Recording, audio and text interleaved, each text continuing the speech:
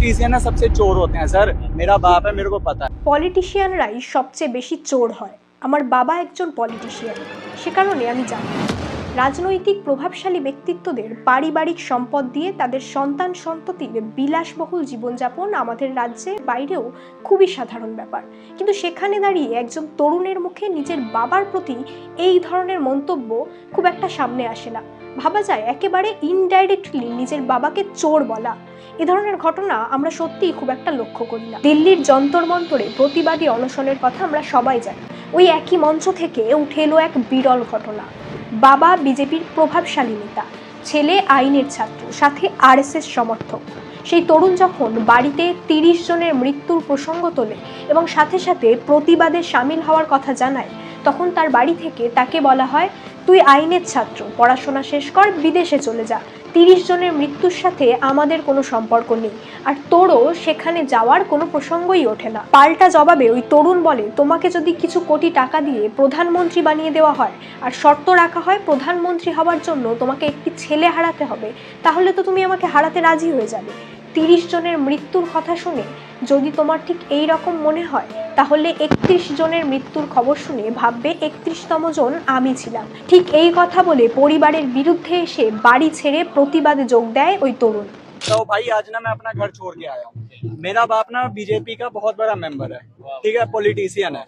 ये देख लो भाई, मैं खुद आरएसएस का मेंबर है। फिर भी आप इतना दम रख के आए हो। मेरे पापा मेरे को कहते कि एक मिनट, मेरे पापा मेरे को कहते कि जो 30 बच्चे मरे हैं उनसे तेरे को क्या लेना देना, हमें क्या लेना देना है, तू घर में बैठ, तेरे पास पैसा है, तू लॉ की स्टडी, मैं लॉ की स्टडी कर रहा हूँ भाई, तू लॉ की स्टडी कर रहा है, अपनी स्टडी कंप्लीट कर, तू बाहर चले जाइए, तेरे को इन सब चीजों से क्या मतलब है। लेकिन एक मिनट, लेकिन मैंने बोला ठीक है कोई बात नहीं, अगर आपके अंदर ये दिल, मैं 2 भाई हूँ, आपके अंदर ये दिल है ना, तो मैं तो ये सोच रहा हूँ कि जब आप 30 बच्चों के बारे में नहीं सोच रहे हो, तो कल को आपको कोई 2-4 करोड़ और रुपए देगा, बोलेगा मैं तेरे को प्राइम मिनिस्टर बना देता हूँ, अपने एक बेटे को कुर्बान करते हैं, आप कर दोगे अपने बच्चों के आप बारे में कर नहीं दोगे, सोचोगे, सही बात ठीक है। क्योंकि है। पॉलिटिशियन ना सबसे चोर होते हैं सर। मेरा बाप है, मेरे को पता है, ठीक है। मैंने सिर्फ उनको एक ही चीज बोला, ठीक है आपके पास 2 बेटा है ना, 30 वो बच्चे मरे हैं, 31वां मेरा सोच लेना। तब आप ये 1 मिनट के लिए ये चीज सोचना कि 31वां मेरा बेटा मरा है, ठीक है, मैं जा रहा हूँ, आज के बाद आप मेरे को देखोगे नहीं, कुछ नहीं करोगे। मेरी मम्मी के मेरे पास मिस कॉल्स आ चुके हैं, मैं दिखा देता हूँ आपको।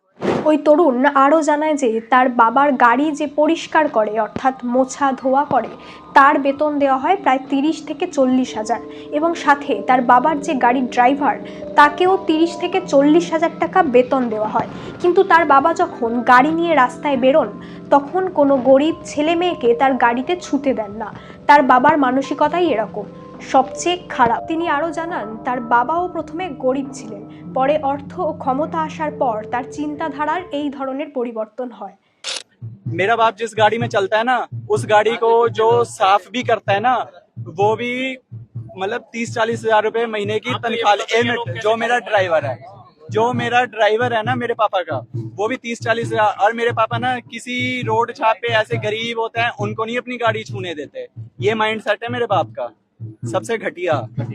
भाई देखो हम ना इसी, और ये नहीं कि मेरे पापा पैदा हुए उनके पास करोड़ों की प्रॉपर्टी थी, उन्होंने भी बनाया है, पहले वो भी गरीब ही थे, बट अब वो अमीर हो चुके हैं, उनमें घमंड आ चुका है कि कोई बात नहीं। পরিবারের বিলাসবহুল জীবনযাপন, বাবার রাজনৈতিক পরিচয় এবং তার মানসিকতার বিরুদ্ধে প্রতিবাদে সামিল হয়ে প্রকাশ্য মঞ্চে বাবার সম্পর্কে একাধিক অভিযোগ ওই তরুণের। সোশ্যাল মিডিয়ায় এই ভিডিও ভাইরাল হওয়ার পর থেকেই শুরু হয়েছে তীব্র বিতর্ক। রাজনৈতিক মহলেও এই নিয়ে চলছে আলোচনা।